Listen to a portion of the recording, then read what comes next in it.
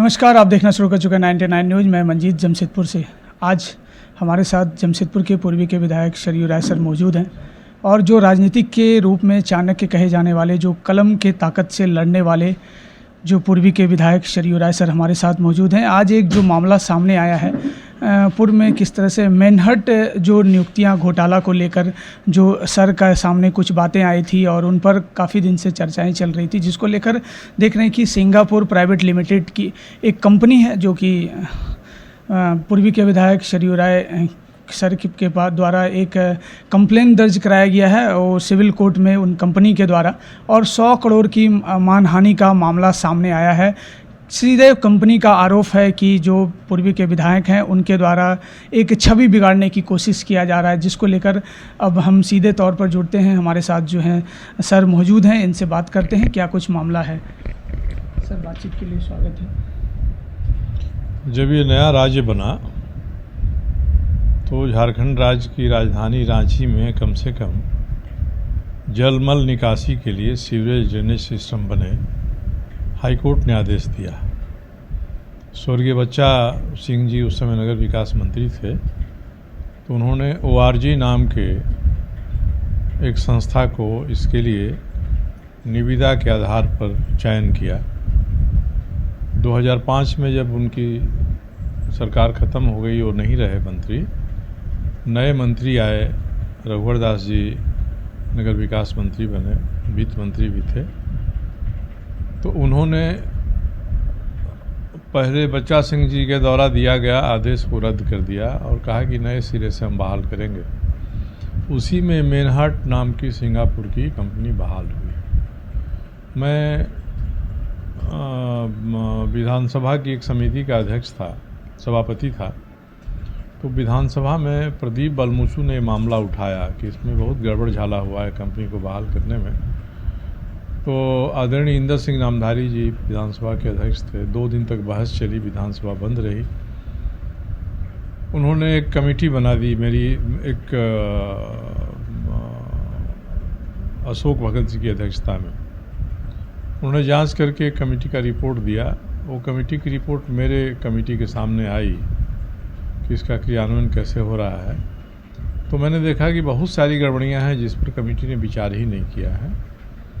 तो मैंने अपनी समिति में इस पर विचार किया और उसके दौरान ये तथ्य सामने आया कि बहुत ही गड़बड़ियां हुई हैं इस कंपनी को नियुक्त करने में। ये कंपनी जो उस समय निविदा की शर्तें थी उनके आधार पर योग्य नहीं थी। बड़ी कंपनी हो सकती है, विदेशी कंपनी है, मल्टीनेशनल हो सकती है, मगर जो टेंडर निकला था इसकी बहाली के लिए, उसमें जो शर्तें थीं उन शर्तों के आधार पर योग्य नहीं थी। तो मैंने एक प्रतिवेदन दे दिया कि योग्य नहीं है, इस पर कार्रवाई होना चाहिए।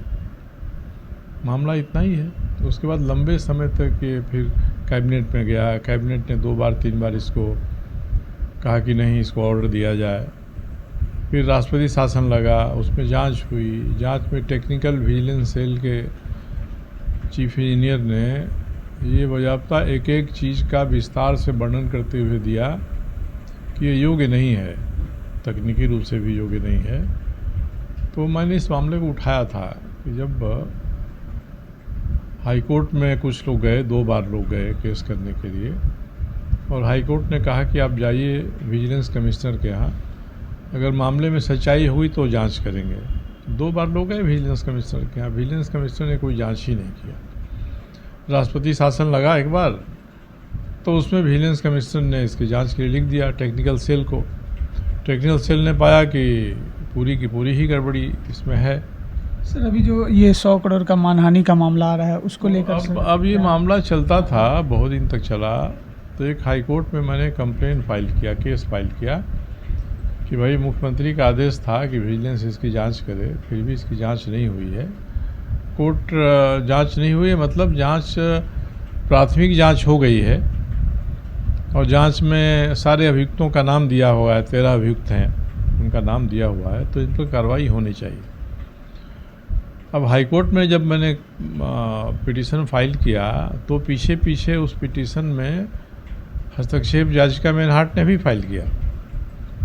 कोर्ट ने उसमें आदेश दिया मुझको कि इतना सबूत है तो आप सीधे थाना में जाके FIR करिए, CRPC की धाराओं में जांच होगी, इसकी कार्रवाई होगी। मगर मेनहाट के पिटिशन पर तो कोर्ट ने विचार ही नहीं किया, कहीं भी पूरे ऑर्डर में मेनहाट का जिक्र ही नहीं है। यानी इनके पिटिशन को हाई कोर्ट ने विचार लायक नहीं माना।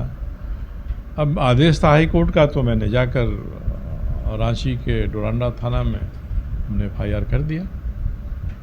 अब FIR पर क्या हो रहा है तो बताएंगे। कुछ दिन तक FIR पर कुछ नहीं होगा तो फिर मैं हाई कोर्ट के पास जाऊंगा। अब उसके बाद से इनको लगा होगा तो ये सिविल कोर्ट में मेरे विरोध में मानहानि का मुकदमा इन्होंने दायर किया है। आज के अखबारों से पता चला कि 100 करोड़ रुपया की मानहानि का दावा किया है। तो मुझे तो अच्छा लगा कि ये कोर्ट गए हैं, तो इन सभी चीज़ों को कोर्ट में सिलसिलेवार ढंग से रहने का मौका मुझे मिल जाएगा। कोर्ट तय करेगा कि इनका मुकदमा सही है कि गलत है। मैंने अपने वकील से कह दिया है कि आप इसकी नकल निकाल लीजिए और ये भी देख लीजिए कि 100 करोड़ की मानहानि में सिविल डिफेमेशन है, तो 10% के हिसाब से 10 करोड़ रुपया मेनहाट कंपनी ने कोर्ट फीस जमा किया है कि नहीं किया है। जिस जुडिशियल मजिस्ट्रेट के पास इन्होंने केस किया है उसको इतने बड़े राशि का केस देखने का पावर है कि नहीं है, ये हमारे वकील देख लेंगे। 2 दिन कोर्ट बंद है, सोमवार मंगलवार को मुझे बता देंगे और मुझे नोटिस आएगी तो मैं इसका जवाब दूंगा। और मेरे पास इस कंपनी को मुंह तोड़ जवाब देने के लिए बहुत सारे कागजात हैं। यहाँ तक कि इस कंपनी ने जो अनुभव का प्रमाण पत्र दिया है सिंगापुर के बिनटाउन रिसोर्ट का, उस बिनटाउन रिसोर्ट के भी इसके काम में संदेह है। इसके बहाने मुझे इसकी जांच कराने का मौका मिल जाएगा।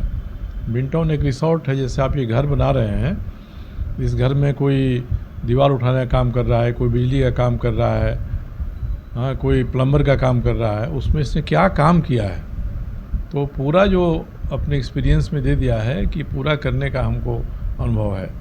ऐसी कई चीज़ें हैं और मैं कोर्ट के सामने विजिलेंस टेक्निकल सेल की रिपोर्ट रख दूंगा कि आप देखिए कि इनके दावे में कितना दम है। तो मैं तो खुश हूँ, मेरे लिए अच्छा लग रहा है कि हाई कोर्ट ने जब इनके पिटीशन पर विचार नहीं किया तो इन्होंने डिफेमेशन किया है। मैं मजबूती से इसको लड़ूंगा और कोर्ट में मैं बता दूंगा कि इनके दावे में कितना दम है और ये कितना अयोग्य थे उस काम के लिए, और वो काम आज तक पूरा नहीं हुआ है।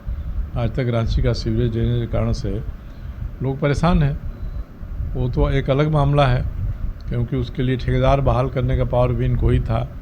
उसमें क्या गड़बड़ियाँ हुई हैं, उसमें कितना ज़्यादा पैसा इन्होंने मांगा है और कितना ज़्यादा पैसा लिया है, ये सारे दस्तावेज मेरे पास है। मुझे उम्मीद है कि वो भागेंगे नहीं इस केस लड़ने से और डटकर मुकदमा लड़ेंगे। तो आप देख रहे थे हमारे साथ जो है पूर्वी के विधायक सरयू राय सर मौजूद थे और ये वो किताब है मेनहट नियुक्ति घोटाला को लेकर, इसमें सारी कहानी उसमें मौजूद है, जिसको लेकर देख रहे हैं कि पूर्व से ही मामला चलता आ रहा है और जो है विधायक जो हैं पूर्वी के, उनके द्वारा मुंहतोड़ जवाब देने का काम किया जाएगा। हालांकि कोर्ट में यह सिविल कोर्ट में जो FIR दर्ज हुआ है जिसको लेकर के कि अब मामला सामने आया है। हालांकि इस वक्त जो हमारे साथ सीधे तौर पर बातचीत हुई, उन्होंने क्या कहा आपने सुना होगा। तब तक के लिए देखते रहिएगा 99 न्यूज़ में मंजीत जमशेदपुर से।